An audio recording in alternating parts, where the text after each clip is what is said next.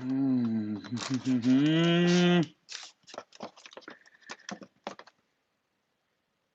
Share market में risk है तो इश्क है ना?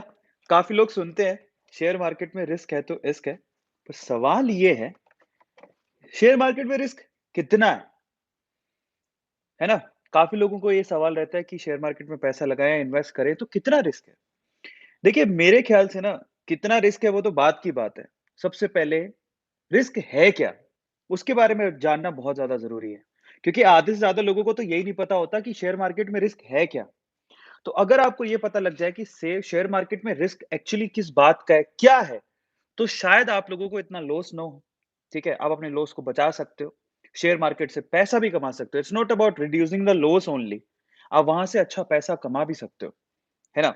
और सबसे इंटरेस्टिंग बात ये थी कि हम हमेशा इन्वेस्टमेंट के ऊपर क्योंकि हमारा ओवरऑल ए टू मोटिवेशन का मोटो क्या है? उसका मोटो ये है कि आपको फिज़िकली, मेंटली और इकोनॉमिकली, मॉनेटरी टर्म से आपको स्ट्रेंथन किया जाए।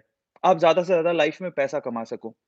और वो सारे के सारे जो चीज़ें हैं, हम आपको देना चाहते हैं। हम आपको मोटिवेशन देते हैं, ठीक है? हम आपको फैक्ट बताते हैं, जिससे आपका दिमाग तेज़ होता है।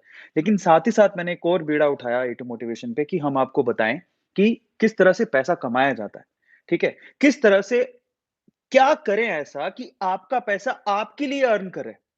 आप रात को सो रहे हैं आराम से और आपका पैसा आपके लिए कमा रहा है। अगर ऐसा कुछ हम लोग कर लें, तो डेफ़िनेटली आपको फ़ायदा होगा। तो हमारा वही वही मकसद है और इसी वज़ह से हम लोग रेगुलरली इन्वेस्टमेंट के ऊपर इतने ज़्यादा सेशंस मतलब ऑलमोस्ट हर एक वीक में 1 सेशन तो करते ही हैं। और बहुत सारे लोगों को हमने इंस्पायर किया है कि आप जैसे मेरा खुद का इन्वेस्टमेंट के लिए शेयर मार्केट में मेरा खुद का डीमैट अकाउंट है। मैं खुद ट्रेडिंग करता हूँ। ट्रेडिंग नहीं करता हूँ, मैं खुद इन्वेस्टमेंट करता हूँ। शेयर मार्केट में अच्छी-अच्छी कंपनीज़ को पिक करके मैं खुद भी शेयर मार्केट में पैसा लगाता हूँ, है ना? तो मैं रिस्क की कैलकुलेशन कैसे करता हूँ? क्या है रिस्क? है ना? तो अगर मैं आप लोगों से सवाल पूछूँ और आज का मकसद हमारा यही है कि हम लोग रिस्क के बारे में समझें कि शेयर मार्केट में एक्चुअल रिस्क है क्या? समझ रहे हो? वो जानना बहुत ज़्यादा ज़रूरी है और अगर आप समझ लोगे, तो आप अच्छे इन्वेस्टर बन जाओगे, आप ज़्यादा पैसा कमा पाओगे। तो उसके बारे में आज हम लोग बात करने वाले हैं, है ना? अगर मैं आप लोगों से सवाल पूछूँ, मैं यहाँ पर है ना बहुत सारे लोग मुझे दिखाई दे रहे हैं, तो यहाँ पर शिवा मोटिवेशन है जीडब्ल्यू है, आशीष वर्मा है। आज आपके सवालों के मैं जवाब भी दूँगा, जो अगर आप मुझसे कोई सवाल पूछना चाहते हो, तो कृष्णा है, गेमिंग है, हाय। सो मैं आप लोगों से सवाल पूछता हूँ, अगर मैं आपसे कहूँ कि शेयर मार्केट में रिस्क क्या है, तो आप लोग क्या कहेंगे? चैट सेक्शन में लिख के बताओ। देखिए सबसे पहले आंसर कौन देता है? अगर मैं कहूँ कि शेयर मार्केट में रिस्क क्या है? तो आप लोग क्या कहेंगे? कोई आंसर देगा? शेयर मार्केट में रिस्क क्या है? ओके, शेयर मार्केट में रिस्क क्या है? ज़रा देखिए सबसे पहले आंसर कौन देता है? यस, शर्मा मानव ने बताया देखिए, शर्मा मानव ने क्या लिखा कि पैसा डूब जाएगा, है ना? ज़्यादातर लोग ऐसा बोलते हैं कि शेयर मार्केट में रिस्क है कि पैसा डूब जाएगा हमारा या हमने जो पैसा लगाया है वो खत्म हो जाएगा। मेबी हो सकता है कि वो पैसा जो कंपनी पे हमने लगाया है वो कंपनी डूब गई, मेरा पैसा डूब गया। लेकिन वो रिस्क नहीं है, भाई वो तो रिस्क का रिज़ल्ट है। आपने जो रिस्क उठाया उसका रिजल्ट है कि आपका पैसा डूब गया। वो रिस्क नहीं है। तो सवाल ये है कि रिस्क क्या है? अगर हमें रिस्क के बारे में पता लग जाए, ठीक है? तो शायद हमें आने वाले टाइम में लॉस तो हम लोग रोक ही लेंगे, साथ ही साथ हम लोग ज़्यादा पैसा भी कमा सकते हैं, अच्छे शेयर्स में इन्वेस्ट करके। तो ये रिस्क नहीं है कि पैसा डूब जाएगा, ये तो रिस्क का आउटकम है, ये तो रिस्क का रिजल्ट है। क्योंकि आपने अच्छे से रिसर्च नहीं किया, क्योंकि आपने अच्छा सा पोर्टफोलियो नहीं बनाया। ये सबसे बड़ी गलती की है हमने। तो आज हम लोग समझेंगे रिस्क के रिजल्ट को नहीं, रिस्क क्या है? एक्चुअल में शेयर मार्केट में रिस्क क्या है उसके बारे में बात करेंगे। लेकिन मैं आपको एक बात बताऊँ, आजकल क्या है ना ये 2020 में जैसे पैंडेमिक आया, पैंडेमिक के बाद क्या है ना ये एक एक क्योंकि सब लोग घर पे थे तो ज़्यादा डीमैट अकाउंट खुल रहे हैं और उसके बारे में सेशंस भी बहुत ज़्यादा हो रहे हैं, है ना? सो इसके बारे में सेशंस भी बहुत ज़्यादा हो रहे हैं और इसके बारे में ना बहुत सारे लोगों को मैंने देखा कि वो वीडियोज़ बनाते हैं, शेयर मार्केट के ऊपर वीडियोज़ बनाते हैं और सबसे ज़्यादा वीडियोज़ किस पे मिलता है? Multi bagger. इस पे पैसा लगाओगे तो रातों-रात करोड़पति बन जाओगे और मल्टी बैगर में ऐसी कंपनीज़ का नाम बताते हैं, जो कि आपने बहुत बार सुनी नहीं होती। उसको मल्टी बैगर बताकर वो खुद शायद खरीद रहे होते हैं कि नहीं खरीद रहे होते हैं, इसको पता नहीं है। लेकिन आप खरीद लेते हैं और आपका पैसा डूब जाता है। समझ रहे हो? और क्या बोलते हैं? रिस्क है तो इश्क है। इस चक्कर में ऐसी-ऐसी कंपनियाँ जो पेनी स्टॉक्स हैं उसको खरीद के मल्टी बैगर बता के आप खरीद लेते हो और बाद में आप जब वो कंपनी डूबने लगती है, उसका शेयर नीचे आने लगता है, आपको लॉस होने लगता है तो आप घबरा जाते हो और फाइनली आप मार्केट से बाहर हो जाते हो। बहुत सारे लोगों के साथ ऐसा होता है। बहुत सारे ऐसे लोग हैं जो कि इसी तरह से मल्टी बैगर के चक्कर में अपना पैसा गवा देते हैं। और ये बात सच है, सबको पता है इस बात का। और अगर आप सर्च करोगे ना शेयर मार्केट के ऊपर मल्टी बैगर स्टॉक्स, तो आपको खूब बथेरे मिल जाएंगे वीडियोस जो मल्टी बैगर के नाम पे आपको ऐसे ऐसे शॉर्ट स्टॉक्स बताते हैं जिसमें आपका पैसा कभी कभार डूब जाता है। तो आपको मल्टी बैगर के चक्करों में नहीं पड़ना, स्पेशली पेनी स्टॉक्स के चक्करों में नहीं पड़ना। आप ऐसा मत सोचो कि बहुत ज्यादा रिस्क उठाएंगे तभी आप बहुत ज्यादा पैसा कमा सकते हो। ले देखिए देखिए आपका मकसद क्या है, आप शेयर मार्केट में पैसा क्यों लगा रहे हो, जरा ध्यान से समझना। वो समझने की जरूरत है, फिर उसके बाद मैं बताऊंगा कि रिस्क क्या है। ठीक है। तो सबसे पहले आप क्यों क्यों पैसा लगा रहे हो? क्योंकि आपके पास कुछ एक ऐसा पैसा है, थोड़ा बहुत पैसा है, और आप चाहते तो उस पैसे को कहां रख सकते थे, एफडी में रख देते, लेकिन उसमें रिटर्न नहीं मिलता है। उससे ज्यादा तो इन्फ्लेशन बढ़ रहा है, महंगाई बढ़ रही है, तो उसका कोई रिटर्न नहीं है। 3 से 4% का आजकल तो एफडी का इंटरेस्ट हो गया, क्या फायदा उसका। आप चाहते हो थोड़े ज्यादा रिटर्न, थोड़े ज्यादा में ज्यादा की लालच मत कर लेना। मतलब आप चाहते हो जो एफडी से रिटर्न मिल रहा है उससे तो कम से कम ज्यादा मिल जाए। ठीक है। या तो आप एफडी आरडी में डालते हो, नहीं तो म्यूचुअल फंड में डालते हो। आप शेयर मार्केट में क्यों आते हो? चलो हमें 10 से 15% रिटर्न भी अगर मिल जाता है ना, तो हमारा काफी अच्छा मुनाफा हो जाता है। लेकिन कई लोग है ना बहुत ज्यादा प्रॉफिट के चक्कर में ऐसे शेयर्स में इन्वेस्ट कर देते हैं और बाद में रोते हैं। तो हमें ना इतना रिस्क नहीं उठाना है। समझ में आ रहा है? तो आज मैं बात करूंगा कि एक्चुअल में शेयर मार्केट में रिस्क है क्या, उसके बारे में मैं आपको डिटेल में बताऊंगा। बट आपके दिमाग में ये निकाल दूं कि शेयर मार्केट में रिस्क ये नहीं है कि आप पैसा गवा दोगे, ये तो उसका आउटकम है। रिस्क क्या है उसके बारे में बात करेंगे। ठीक है। और अगर आपको रिस्क पता लग जाए तो आप उसको कंट्रोल कर पाओगे, और अगर कंट्रोल कर पाओगे तो डेफिनेटली आप लॉस तो रोक ही लोगे, अपना प्रॉफिट और कर लोगे। ठीक है। तो चलो फटाफट से शुरू करते हैं आज के सेशन को। लेकिन उससे पहले शेयर मार्केट के बारे में इतनी बात होती है तो सबसे इंपॉर्टेंट है, रिस्क का पता लग जाएगा तो आप पैसा कमा पाओगे। पर सवाल यह है कि आप रिस्क का पता लग जाए और पैसा कमा पाओगे, उसके लिए सबसे इंपॉर्टेंट चीज क्या है कि आपका खुद का डीमेट अकाउंट होना चाहिए। और मेरा सवाल यह है कि कितने लोगों ने डीमेट अकाउंट खुलवाया है? अभी तक बड़े अफसोस की बात है कि इंडिया में 138 करोड़ की जनसंख्या है, 4 या 5 करोड़ डीमेट अकाउंट खुले हैं, जो कि बहुत दुख की बात है। आप शेयर मार्केट से डरो मत। आज मैं रिस्क के बारे में बताऊंगा आपको कि अगर किस तरह के रिस्क होते हैं। अगर आपको वो रिस्क समझ में आ गए ना, तो आप शेयर मार्केट से अच्छा खासा पैसा कमा सकते हो। लेकिन उससे पहले आपका खुद का अगर बैंक अकाउंट है, आपके पास पैन कार्ड है, आपके पास आधार कार्ड है, तो जाके डीमेट अकाउंट तो खुलवा लो। बहुत सारे लोगों का डीमेट अकाउंट नहीं है। और ईमानदारी से बताओ चैट सेक्शन में लिख के किस किस का डीमेट अकाउंट है और किस किस का नहीं है। और अगर आपका डीमेट अकाउंट नहीं है तो सबसे पहले जाके इसी वीडियो के डिस्क्रिप्शन बॉक्स में लिंक गिवन है अपस्टॉक्स का, एंजल्स का, दोनों के लिंक दिए हैं। फटाफट से जाओ, वहां पर आप डीमेट अकाउंट अपना खुलवाओ। मैं आपको अपस्टॉक्स के लिए रेकमेंड करूंगा क्योंकि टाटा जैसे, रतन टाटा जी की, मतलब टाटा जी ने भी उनमें इन्वेस्ट किया है अपस्टॉक्स के अंदर। मैडम एंजल्स में भी खुलवा सकते हो, आपकी मर्जी है। ठीक है। वो आपकी चॉइस है। बट मैं आपसे कहता हूं कि मेरा ऐसा पर्सनल बिलीव है कि अगर मुझे स्टूडेंट लाइफ में पता लग जाता तो मैं अब 100 रुपए भी लगा रहा होता ना, तो आज मैं शायद करोड़पति हो चुका होता। है ना? क्योंकि आप बिलीव नहीं करोगे, 2002 में रिलायंस का शेयर अगर 20 रुपए का था, 2002 में, तब मैं भी स्कूल के अंदर था, पर अगर मुझे पता लग जाए तो मैं लगाता।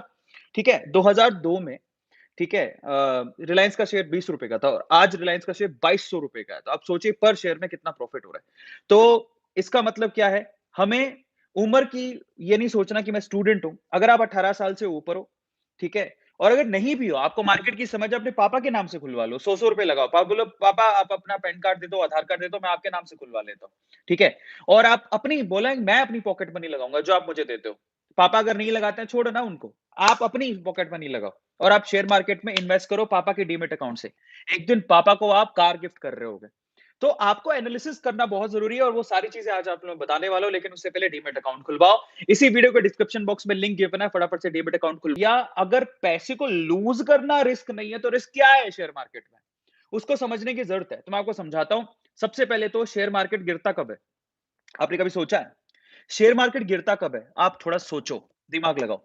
सबसे पहले तो कुछ ऐसी कंडीशन हमारे आसपास हो जाए, एकदम से ही उसका इफेक्ट शेयर मार्केट के ऊपर पड़ता है। आप कभी कभार देखना होता क्या है, मान लो जैसे एग्जांपल देता हूं, इंडिया पाकिस्तान का वॉर हो गया।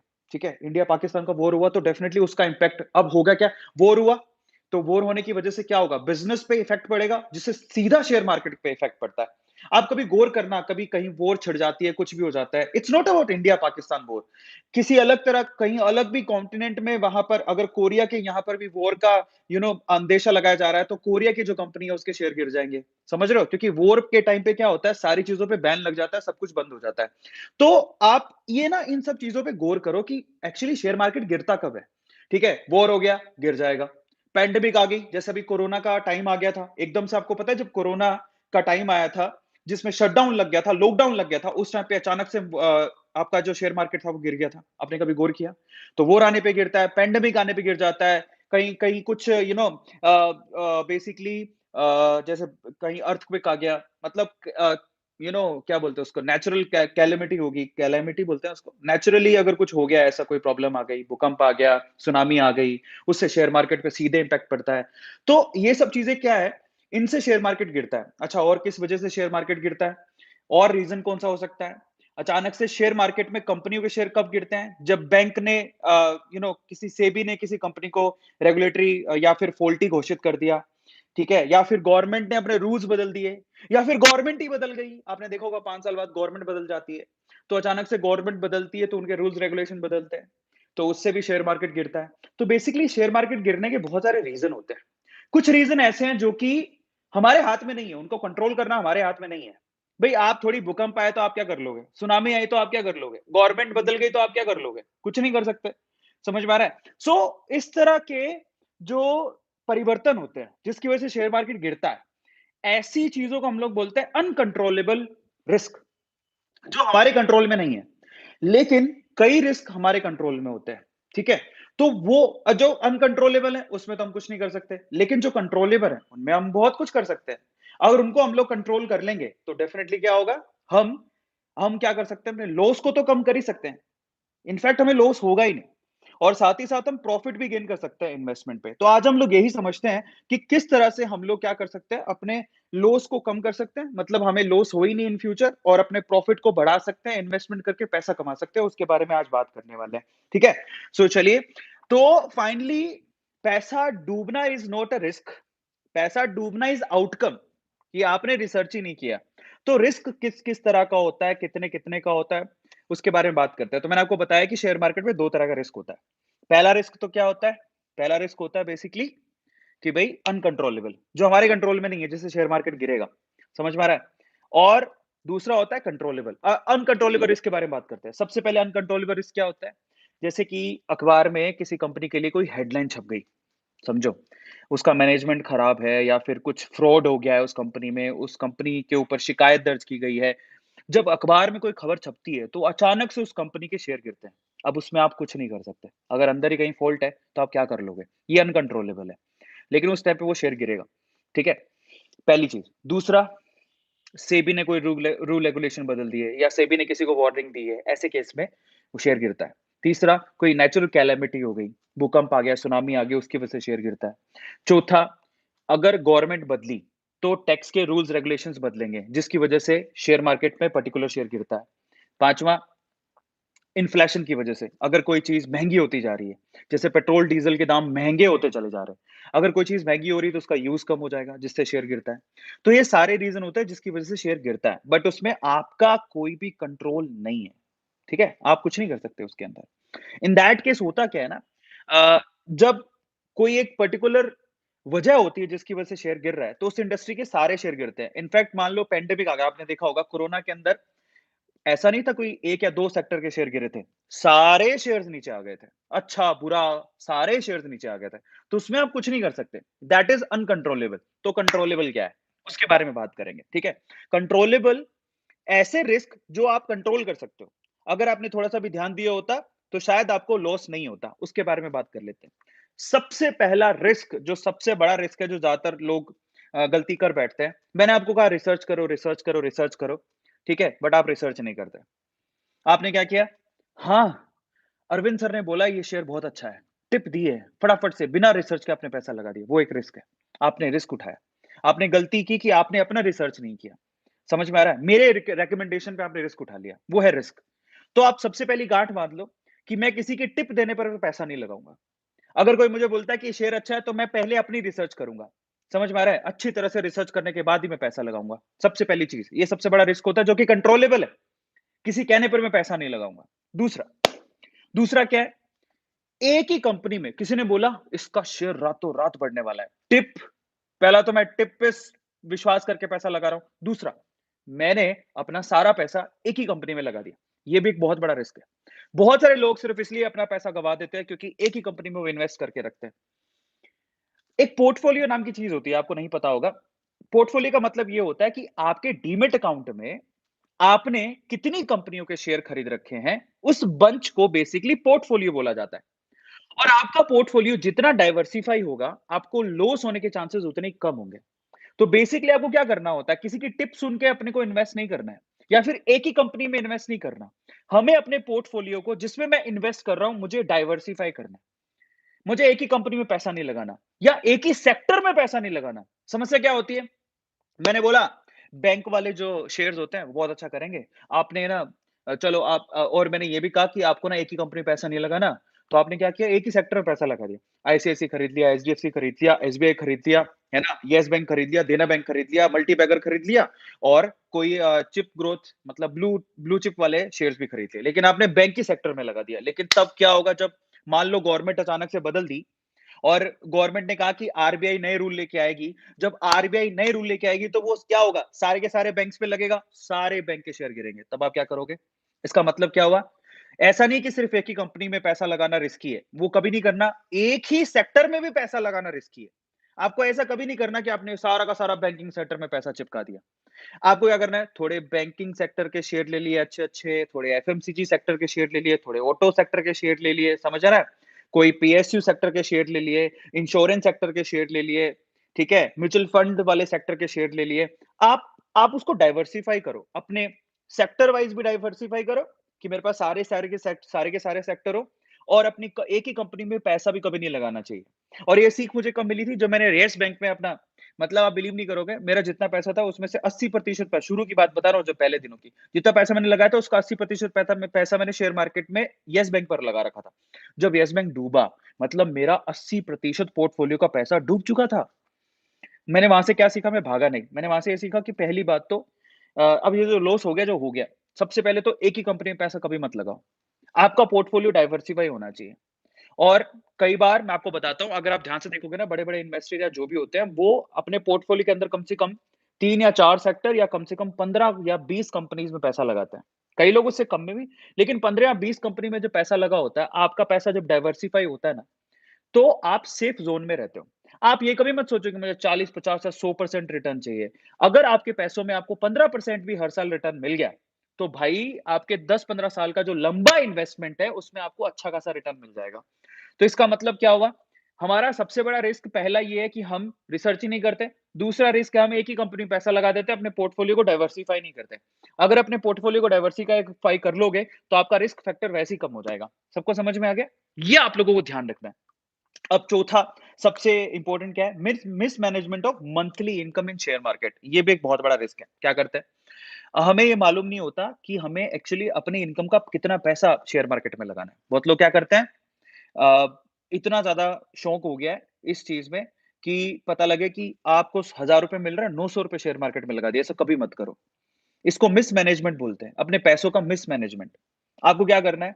मैं आपसे अभी भी कह रहा हूँ, आपकी जितनी भी इनकम है, उसका मिनिमम 10% और मैक्सिमम 20% ही आप इन शेयर मार्केट में इन्वेस्ट करो। देखो, इन्वेस्टमेंट के अलग-अलग तरीके होते हैं। थोड़ा बहुत शेयर मार्केट में लगाओ, थोड़ा बहुत म्यूचुअल फंड में लगाओ, थोड़ा बहुत प्रॉपर्टी में लगाओ, अगर आपके पास पैसा थोड़ा ज़्यादा है तो थोड़ा बहुत गोल्ड में लगाओ, ठीक है? थोड़ा बहुत अपनी स्किल डेवलपमेंट में लगाओ, थोड़ा बहुत अपने बिज़नेस में लगाओ। अपने इन्वेस्टमेंट के पोर्टफोलियो को भी डाइवर्सिफाई करो। ऐसा नहीं कि सारा का सारा पैसा शेयर मार्केट में लगा दिया, ये भी गलत है।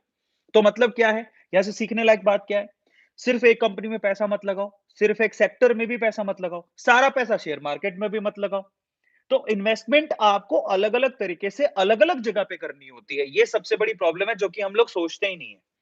ठीक है? आज अगर मैं मेरी बात करूँ तो मैंने अगर मेरे पास पैसे थे तो मैंने कहाँ-कहाँ इन्वेस्ट कर रखे? मैंने प्रॉपर्टी में थोड़े बहुत इन्वेस्ट कर रखे हैं, थोड़ा बहुत शेयर मार्केट में इन्वेस्ट कर रखा है, थोड़ा बहुत गोल्ड में इन्वेस्ट कर रखा है, थोड़ा बहुत अपनी स्किल में, थोड़ा बहुत अपने बिज़नेस में, तो मैंने डाइवर्सिफाई कर रखा है। भई एक जगह से डूबेगा, सब जगह से थोड़ी डूब जाएगा। आ रहा है समझ में? तो ये बहुत इम्पोर्टेंट है, बहुत ज़्यादा इम्पोर्टेंट है कि अपने पोर्टफोलियो को डाइवर्सिफाई करो इन्वेस्टमेंट के पर्पज़ से भी। Is this clear? और ध्यान रखो 10% मिनिमम, मैक्सिमम 20%। अगर ₹100 कमा रहे हो तो ₹20 से ज़्यादा मत लगाओ शेयर मार्केट के अंदर, ज़रा समझो। अगर ये समझ में आता है तो आपको रिस्क वैसे ही कम हो गया ना अपने आप ही। और उसके बाद क्या है? नेक्स्ट क्या है? कई लोग क्या करते हैं, डेली ट्रेडिंग करते हैं और इंट्राडे ट्रेडिंग होती है। देखो अच्छी बात है, अगर आप ज़िंदगी भर यही काम करना चाहते हो, ठीक है? अगर आप ज़िंदगी भर इन्वेस्टमेंट का या शेयर मार्केट का ही काम करना चाहते हो, तो बहुत लोग इंट्राडे करते हैं, ठीक है? उसके लिए पर आपको समझ होनी चाहिए शेयर मार्केट की। लेकिन अगर आप और कोई काम करते हो और आपके लिए पार्ट टाइम इन्वेस्टमेंट है, तो आप इंट्राडे ट्रेडिंग मत करो, नहीं, लॉन्ग टर्म इन्वेस्टमेंट करो। ऐसा इंट्राडे ट्रेडिंग करने की ज़रूरत नहीं है आपको, ठीक है? अब समस्या क्या होती है? कई लोगों को थोड़ा-सा प्रॉफिट दिखता है, फटाफट से प्रॉफिट उठा लेते हैं और शेयर बेच देते हैं। वो ये नहीं सोचते कि आज ₹10 बढ़ा है, कल ₹20 बढ़ सकता है और हो सकता है कि साल बाद यही जो ₹100 का शेयर तुमने खरीदा, जहाँ ₹10 का प्रॉफिट हो रहा है, मे बी ₹100 का शेयर ₹1000 का हो जाए। तुम्हें तो प्रॉफिट ज़्यादा हो जाएगा। तो थोड़ा अगर अपनी रिसर्च अच्छी करी हुई है, सब कुछ अगर आपने कैलकुलेटेड किया हुआ है, तो वो कंपनी पे भरोसा रखो, वो कंपनी आपको मल्टी बैग रिटर्न भी दे सकती है। ये आप लोगों को ध्यान रखने की ज़रूरत है। और इसलिए सबसे इंपॉर्टेंट है शॉर्ट टर्म इन्वेस्टमेंट मत करो।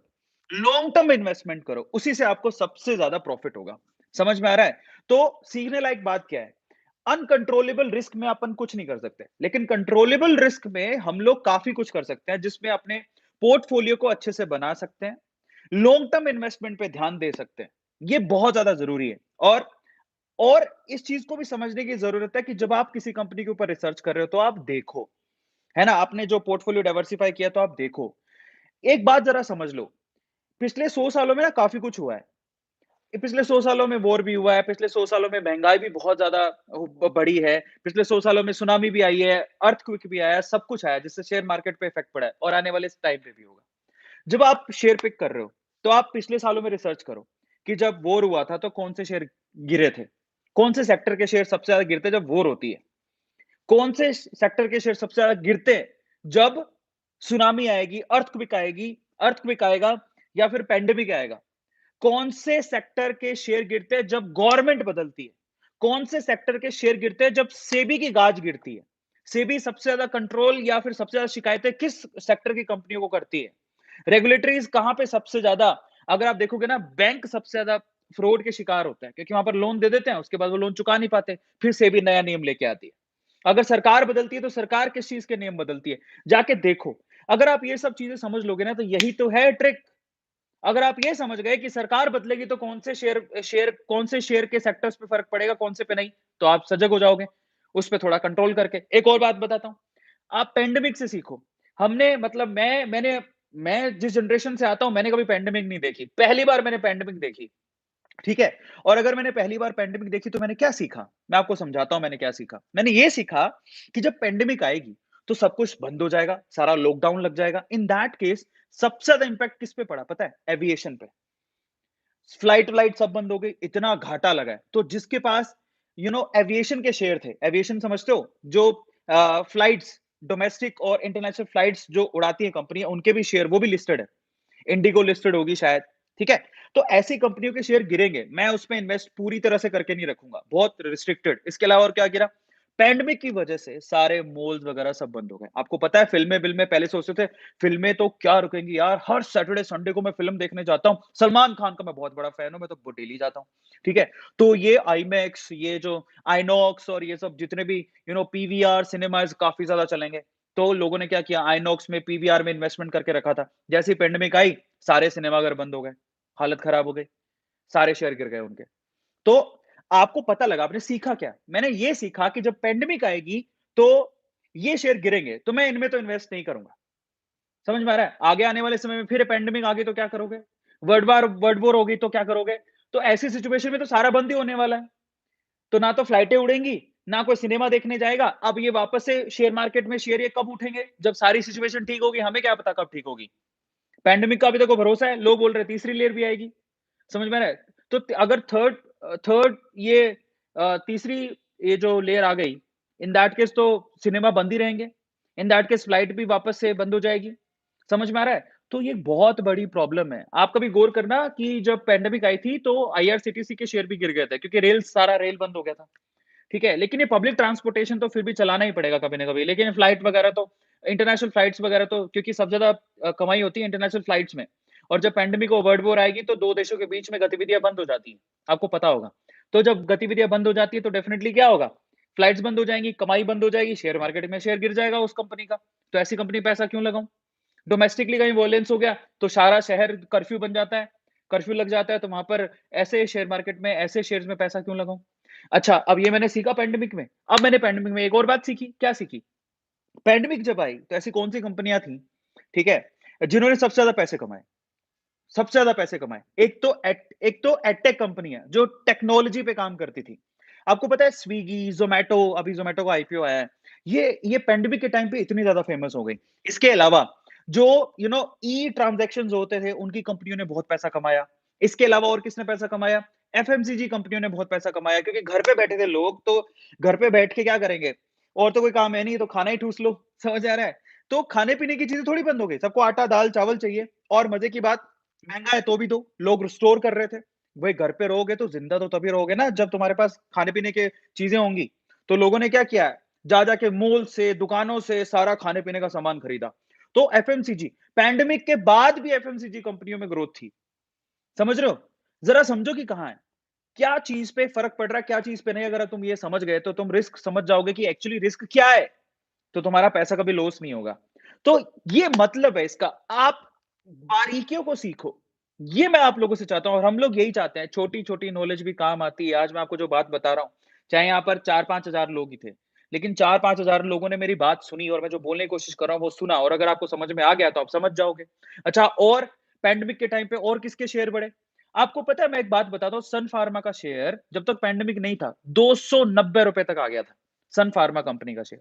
और मैं ये शेयर रिकमेंड नहीं कर रहा हूँ, मैं डिस्क्लेमर दे रहा हूँ, ये मेरी रिसर्च है, प्लीज़ आप अपनी रिसर्च ज़रूर कर लेना, कहीं भी पैसा इन्वेस्ट करने से पहले, मैं ये नहीं कह रहा हूँ कि आपको करना है। सारी फार्मास्यूटिकल कंपनीज़ पैंडेमिक से पहले-पहले उनके शेयर के प्राइसेज़ कम थे। जैसे ही पैंडेमिक आई, क्योंकि पता लगा कि पैंडेमिक है, समझ में आ रहा है? तो लोगों को दवाइयाँ चाहिए, जो जितनी फार्मास्यूटिकल कंपनी है, हॉस्पिटल वाली कंपनीज़ थी, उनके सारे के शेयर बढ़ गए। सन फार्मा अभी 650-700 रुपए पर चल रहा है, जो ₹290 पर घूम रहा था। ज़रा सोचो। और भी ऐसी बहुत सारी चीज़ें आपको सीखने को मिलेंगी। तो जब आपने पैंडेमिक से सीखा, कभी वॉर हुई होगी, तब सीख लो। इंडिया-पाकिस्तान कभी वॉर हुई हो या वर्ल्ड वॉर हो गई हो, तब कौन-सी कंपनियाँ गिरती हैं, उठती हैं। समझ में आ रहा है? गवर्नमेंट बदलती है तो कौन-सी कंपनियाँ गिरती, उठती हैं। अगर ऐसा करके आप अच्छे से रिसर्च कर लेते हो और फिर अगर अपना पोर्टफोलियो बनाते हो, जिसमें आपने एक कंपनी में पैसा नहीं लगाया, आपने अलग-अलग कंपनी में पैसा लगाया, एक सेक्टर में पैसा नहीं लगाया सारा का सारा, अलग-अलग सेक्टर में पैसा लगाया और अपनी इन्वेस्टमेंट को भी डाइवर्सिफ़ाई किया। सारा का सारा पैसा शेयर मार्केट में नहीं लगाया, थोड़ा बहुत प्रॉपर्टी में लगाया, थोड़ा गोल्ड में लगाया, थोड़ा अपने बिज़नेस में लगाया, खुद की स्किल में लगाया, तो ऐसे करके तो आपको कभी लॉस नहीं होगा। तो इसीलिए लॉस उनको कभी नहीं होता, जो अपने आप को, अपने पोर्टफोलियो को और अपनी यो इन्वेस्टमेंट के पर्पस को समझ के डाइवर्सिफ़ाई करते हैं, उनको कभी लॉस नहीं होता। समझ में आ रहा है? तो इसीलिए कहते हैं रिस्क है तो इसका मतलब ये नहीं है पैसा कमाने के चक्कर में मल्टी बैगर्स में पेनी स्टॉक्स में पैसा लगा दो। ज़रूरत नहीं है। आपको क्या लगता है, एक बात बताओ, आपको अगर ये एहसास होता है कि ये मल्टी बैगर ने ही ज़्यादा रिटर्न्स दिए हैं, ऐसा कुछ नहीं है। आप अच्छी-अच्छी कंपनियाँ जो कि जिनके स्टॉक थोड़े महँगे होते हैं, उनके रिटर्न्स भी अच्छे हैं। अगर आपको 10 से 15% 20% की रिटर्न मिल रही है किसी कंपनी से, तो वो भी अच्छा ही रिटर्न दे रही है, रिस्क तो नहीं है कम से कम। आपको क्या लगता है, इन्फोसिस जैसी कंपनी, वो रिस्क फ्री कंपनी है। Infosys, TCS, HUL, HDFC, ICICI, ये कंपनियाँ रिस्क फ्री कंपनी है। समझ रहे हो? इनके रिटर्न्स भी ठीक हैं, इतने इतने खराब नहीं है। मल्टी बैगर जितने तो नहीं है कि 100% 200% रिटर्न दें, लेकिन इनके रिटर्न भी हैं। 20% से लेके 60-70% तक इनके भी रिटर्न्स हैं। तो हमें ये समझने की ज़रूरत है कि आप मल्टीबैगर के चक्करों में मत पड़ो। उनमें आप ये मत सोचो कि जितना बड़ा रिस्क उठाओगे शेयर मार्केट में, उतना ज़्यादा पैसा कमाओगे, ये गलत धारणा है। आपको रिस्क के फैक्टर को समझने की ज़रूरत है। इनफैक्ट आपको अपनी रिसर्च करके जितने कम रिस्क वाले शेयर्स को खरीदोगे, उतना ज़्यादा आपको प्रॉफिट होगा। समझ में आ रहा है? तो आज मैं आप लोगों से सिर्फ इतना कहना चाहता था। आपको मैंने समझाने की कोशिश करी कि रिस्क का मतलब क्या है, समझ में आता है? और आप लोगों ने समझा भी होगा कि रिस्क का एक्चुअल मतलब क्या होता है शेयर मार्केट में। वो मैंने आपको डिटेल में बताने की कोशिश करी। मैं आपको फिर से कह रहा हूँ, ये नॉलेज का फ़ायदा आपको तभी मिलेगा जब आप जाके खुद का डीमैट अकाउंट खुलवाओगे। क्योंकि वाक़ई में यहाँ पर लोग करोड़पति हो गए, लोगों ने पैसा बनाया है, बहुत अच्छा पैसा बनाया है। जिसने आज से 20 साल पहले सिर्फ ₹10,000 लगाया था, वो हज़ार-हज़ार करोड़, 100-100 करोड़ रुपया उसका वो कन्वर्ट हो चुका है। काफ़ी ज़्यादा कहानी है और ये सच भी है। पर इन दैट केस आपको फिर से कह रहा हूँ, डीमैट अकाउंट तो पहले खुलवाओ। वो लोगों के डीमैट अकाउंट ही नहीं है। इसी वीडियो के डिस्क्रिप्शन बॉक्स में लिंक गिवन है, फटाफट से जाओ, क्लिक करो, डीमैट अकाउंट खुलवाओ और उसके बाद वहाँ पर आप रेफर एंड अर्न भी कर सकते हो। जितने भी वीडियोज़ हैं उनको शेयर करो, सब्सक्राइब करो चैनल को, वीडियोज़ को लाइक करो, शेयर करो। नीचे कमेंट करो कि आपको सबसे अच्छी बात क्या लगी। जितना ज़्यादा आप कमेंट करोगे, आपके मैंने आप कल जैसे बताया आपको कि हम आज 90 लाख अभी तो साढ़े 90 लाख हो चुके हैं मतलब ठीक है, 90 लाख 50,000 सब्सक्राइबर्स अभी हो चुके हैं। जब तक हम लोग 1 करोड़ तक नहीं पहुँचते, तब तक हर एक संडे को मैं एक अमेज़न का एको डॉट देने वाला हूँ और साथ में स्मार्टफ़ोन भी लास्ट में मैं दूँगा। सो आप कमेंट करो, आप ये क्यों डिज़र्व करते हो? आपने इससे क्या सीखा? आप इसे लोगों के साथ शेयर करो, लाइक करो, सब्सक्राइब करो। आपके जीतने के चांसेस तो हमारे यहाँ पर वैसे ही बहुत ज़्यादा है ना? सो आई थिंक आप लोगों की नॉलेज काम आई होगी। सबसे अच्छा पॉइंट आपको क्या लगा? Just write down in chat section कि आपको ये पॉइंट बहुत अच्छा लगा। आपने डीमैट अकाउंट खुलवाया कि नहीं खुलवाया, ये भी लिखिए। नहीं खुलवाया तो कब खुलवाएँगे? खुलवा लीजिए और उसके बाद आप मुझे इंस्टाग्राम पे भी टैग कर सकते हैं। वहाँ पर टैग करके लिखिए कि सर मैंने आपके कहने पर खुलवाया था और मैंने मुझे बड़ा अच्छा लगता है कि कल एक लड़के ने फिर से टैग किया था जिसने अपस्टॉक्स में रेफर करके अर्न किया था, पैसा कमाया था। उसको मैंने स्टोरी में शेयर किया था। जब आप रेफर करके अर्न कर रहे हो तो आप मुझसे इंस्टाग्राम पे मेरे से बात करो। वहाँ पर आप मुझे बताओ कि देखो सर आपकी वज़ह से मैंने ये किया है, तो मैं आपको रीटैग करूँगा। आपका उससे सर्किल बढ़ेगा। हो सकता है आप सर्किल बढ़ने से आप और लोगों के साथ शेयर करो और आपके लिंक को क्लिक करके फाइनली आपके लिंक से ही लोग डीमैट अकाउंट खुलवा लें और जिससे आपको पैसा मिले। सो आपके पास बथेरे ऑप्शंस हैं। जस्ट गो फॉर दैट, कमाओ, ठीक है? और इस चैनल के साथ जुड़े रहो, लोगों के साथ शेयर करो, सब्सक्राइब करो। लाइक नहीं किया है तो देखो दिल बड़ा उसी का होता है जो लाइक करता है। तो do like this session 10,000 like क्या हम लोग कर लेंगे? सिर्फ 500 लोगों के लाइक्स की ज़रूरत है। 500 लोगों का दिल बड़ा होगा और ये 10,000 लाइक्स हो जाएँगे और मैं जानता हूँ कि जिसका दिल बड़ा होता है, लाइक वही करता है। तो do like this session, subscribe the channel and like the video, share with this knowledge with other people so that और अगर आप किसी को रेफर कर रहे हो ना, वाह 10,000 लाइक्स हो गए हैं। अगर आप किसी को रेफर कर रहे हो तो आप एक वीडियो भी डाल दो साथ में कि देख अरविंद सर भी बोल रहा है। समझ में आ रहा है? आपको बेनिफिट होगा कि देख मैंने तो अरविंद सर से सारी नॉलेज लेता हूँ। ये वीडियो पकड़ तुझे भी समझ में आता है तो तू भी खुलवा ले भाई, लिंक देता हूँ फटाफट से खुलवा ले। और ऐसे करके हमारे ही सब्सक्राइबर्स में बहुत सारे लोगों ने रेफर करके अर्न भी किया है। तो पहले डीमैट अकाउंट खुलवाओ, उसपे रेफर अर्न का ऑप्शन होता है, किसी को रेफर करके अर्न कराओ। मैं आपको बताता हूँ, ये अमीरों को खेल है, हमें सीखना है और एक दिन हम भी ऐसे इन्वेस्टमेंट करके बहुत अच्छा पैसा कमा रहे होंगे। तो लास्ट में जाते-जाते आपसे क्या कहूँगा, सबसे पहले तो सबसे बड़ी गलती क्या करते हैं हम लोग, सबसे बड़ा रिस्क ही हमारा डीमैट अकाउंट ही नहीं है। हम उल्लू के पट्टे हैं अगर हमारा डीमैट अकाउंट नहीं है। और अगर आप ये सोचते हो कि मैं 18 साल से छोटा हूँ, तो आप अपने पापा के नाम से खुला लो, अपनी मम्मी के नाम से खुला लो। आप उनके नाम से खुला के आप थोड़ा बहुत इन्वेस्टमेंट कर सकते हो। आपकी पॉकेट मनी से इन्वेस्ट कर सकते हो। दूसरा, ठीक है, मैं आपसे कहता हूँ मुझे स्टूडेंट लाइफ में पता होता तो काश मैं अभी तक तो पता नहीं यार मुझे नौकरी करने की ज़रूरत नहीं पड़ती। समझ में आ रहा है? अभी तो नहीं क अभी बहुत टाइम से करी थी ना नौकरी, वो करने की ज़रूरत नहीं पड़ती। ठीक है? दूसरा, मैं कभी भी एक ही कंपनी पे पैसा नहीं लगाऊँगा। तीसरा, एक ही सेक्टर में पैसा नहीं लगाऊँगा। चौथा, अपनी इन्वेस्टमेंट को डाइवर्सिफ़ाई करूँगा। पाँचवाँ, पूरी रिसर्च करूँगा, ये पता लगाऊँगा गवर्नमेंट बदलती है तो कौन-सा स्टॉक गिरता है और भूकंप, सुनामी, पैंडेमिक आएगी तो कौन-सा स्टॉक गिरेगा, कौन-सा स्टॉक बढ़ेगा। ऐसी रिसर्च करके अगर मैं अपने पोर्टफोलियो में शामिल करता हूँ, तो मुझे बेनिफिट ही बेनिफिट होगा। रिस्क पैसा लूज़ करने में नहीं है, रिस्क रिसर्च ना करने में है। रिसर्च रिस्क अपने पोर्टफोलियो को डाइवर्सिफ़ाई ना करने में है। रिस्क किसी की बात सुन के इन्वेस्ट करने में है। रिस्क एक ही कंपनी में पैसा लगाने में है। रिस्क एक ही सेक्टर में पैसा लगाने में है। समझ में आ रहा है? तो इस चीज़ को समझिए, लोगों के साथ शेयर करिए। Thank you so much and do like the session, subscribe the channel and share the video. जो सबसे ज़्यादा शेयर करेगा, वो सबसे ज़्यादा पाएगा। Thank you so much, good night, मिलते हैं कल। Good luck, bye.